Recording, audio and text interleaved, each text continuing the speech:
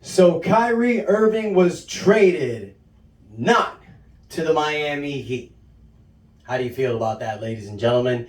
Kyrie Irving was traded to the Dallas Mavericks. What is going on, ladies and gentlemen? Your boy Ernest here, back with another Miami Heat Talk video. And I want to talk about this Kyrie Irving trade. How do you feel about it? Let me give you my thoughts. So, a few days ago, everybody knows the world exploded. Kyrie Irving requested a trade from the Brooklyn Nets. Now, a lot of teams were rumored to be in the package. The three main ones were Dallas, the Lakers, and us. So Dallas pulled the trigger, and what they gave up, was a really great trade for them. You know, they only had to give up Spencer Dinwiddie, Dorian Finney-Smith Jr., and a 2029 unprotected first-round pick, along with multiple second-round picks. Technically, I guess it's a win for Dallas, but you don't really know how Luka and Kyrie are going to mesh well. But it definitely gives Dallas a better edge. Now, why was Kyrie traded? There's a lot of rumors that are out there, but the main one that's going on is between himself and Joe Tsai could not come to an agreement for a contract extension. Everybody knows in the offseason, Brooklyn didn't want to give Kyrie the max. Same thing that's going on right now. Kyrie wants a 4-year, $198 million contract. He ain't getting it. And I think that's the reason why Miami didn't pull that trigger. Because, guys, you all know Kyrie Irving's history. He doesn't play 82 games. He doesn't even play more than half of the season. He wants to make max money, but give little effort. And he's been playing great this season, but that's because he's in the final year. Once Kyrie signs that brand new contract, it's going to come with a bunch of drama. We know Kyrie, he is probably a top 5 player in the NBA. Top 10, top 5 player. He's one of the greatest skilled point guards to ever play the game. But he comes with baggage, drama, so much drama. And the Miami Heat culture is not like that. Now look, if Miami could have made a trade for Kyle Lowry, Duncan Robinson, Max Strus, and a first-round pick, I would have done it. Because you're getting rid of bad contracts from our side. You're taking this guy who's in the final year of his contract, so let's see what happens. And if it doesn't work, okay, let's go back to the drawing board for next season. But the fact that they wanted, but the fact that we couldn't make that trade happen, and the fact that, Dallas had more assets than we did, makes a lot of sense on why Dallas was able to get him. All right, so I do think that it's a win-win that Miami didn't get Kyrie. Not really a win-win because, like I said, had you dumped those bad contracts, you could have tried it out. But at the end of the day, you want to go with chemistry. Kyle Lowry knows this system. Blah, blah, blah, blah, blah. Whatever. Try to be as positive as you can. Make a spin on it. But where does that leave us now? We're still 6th seed. We're 29-25. We lost 2 back-to-back games. We lost against New York. We lost against Milwaukee. So we are showing that we are a middle-of-the-pack team. How can we make ourselves better this season? A trade. Now, here's the thing. Kyrie got traded. So what does that mean? Da-da-da-da! Back to the Kevin Durant to Miami Heat rumors. Hey, didn't you miss it? We talked about it all summer. Here we are again. Because now Kyrie Irving got traded. What does that mean for Kevin Durant? Because Brooklyn does not have a future. They traded all their draft picks to get James Harden, then they let him go. Now they let Kyrie go for a 2029 pick. They have no current future. All they have is Kevin Durant and all these guys. So now what can they do? They could trade Kevin Durant and get some draft picks. Miami Heat has 3 draft picks we can unload. We can open the protection for 2023, this year. We can also trade our 2025 and 2027 picks. So if Brooklyn is interested in a trade package surrounding Kyle Lowry, who next season's the last year of his contract. We can also throw in Caleb Martin, a guy with a 3-year, $20 million contract, who's a young player, can give you some good stuff. Maybe throw in a Gabe Vincent, maybe a Max Strus, who knows?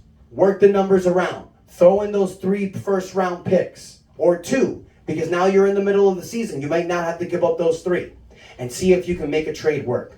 If you can get a Miami Heat roster with Jimmy Butler, Bam Adebayo, Tyler Hero, and Kevin Durant, it's over. Miami Heat will be a top 3 team. Now, I know what a lot of you guys are going to say. Kevin Durant's 34 years old. He's in a 4-year contract. What if he breaks down? What if he gets injured? What if? Well, there's so many what ifs. Guys, we're locked in with some of these contracts for the next few years. We got Jimmy Butler locked in for the next 4 years. We got Bam as well. Tyler Hero's locked in for 3 years. We are going to eat over the salary cap for the next few years. Why not make this trade? Why not? If you can get rid of some bad contracts, and yeah, you might have to eat throwing in Caleb Martin, Max Strus, or one of these young guys, maybe throw in Omar Yurtseven, but you need to make this trade happen. Because right now, we're a middle-of-the-pack team. We ain't going anywhere in the playoffs. We're a first-round, second-round exit. Yes, do I believe that we can come together and make a big push like we did last season? It's possible, but is it likely? No. Because we don't have all the players healthy. We lost a few players from the offseason. We have Udonis Haslem taking in that extra spot. We don't have a 15th roster. Omar Yurtseven's injured. We got a bunch of two-way players. Kyle Lowry's not what he used to be. Jimmy Butler's not playing a full season. So we need to make something happen. Now look, if Kevin Durant doesn't end up happening, fine. Miami can try to get Jay Crowder, make a few tweaks, and try to upgrade this roster and get to a push this month, next month, in April. We got 2 months left until the playoffs. So we need to make a push. And Kevin Durant, I feel, could be the perfect trade. Only if Brooklyn is willing to take some of these contracts we got to let go. Now look, there's going to be a lot of other teams out there offering what they can offer. But Kevin Durant did request to go to either Miami or Phoenix when he requested the trade in the offseason. Those are 2 teams he would like to go to. Now, the only thing Miami needs to do is to try to make this trade package not centered around Bam Adebayo. We can't trade Tyler Hero because of the poison pill effect. He just signed his contract this offseason, the extension. Jimmy Butler, Brooklyn's not going to take him, and we don't want to trade him. Miami will only make this trade is if they can bring Kevin Durant with Tyler Hero, Bam Adebayo, and Jimmy Butler. If that is your starting 4 with a Gabe Vincent, I don't care. That's lethal. That's deadly. That's scary, you guys. A front court of Bam Adebayo, Kevin Durant, and Jimmy Butler. Are you kidding me? Now look, Miami has some assets they can offer you guys. I know I mentioned a few names, but look, let's make the numbers match. Kevin Durant's making over $40 million. So you got to throw Kyle Lowry, who's making 28. Okay, right there. You can throw in Caleb Martin, who's making $7 million. That's 35.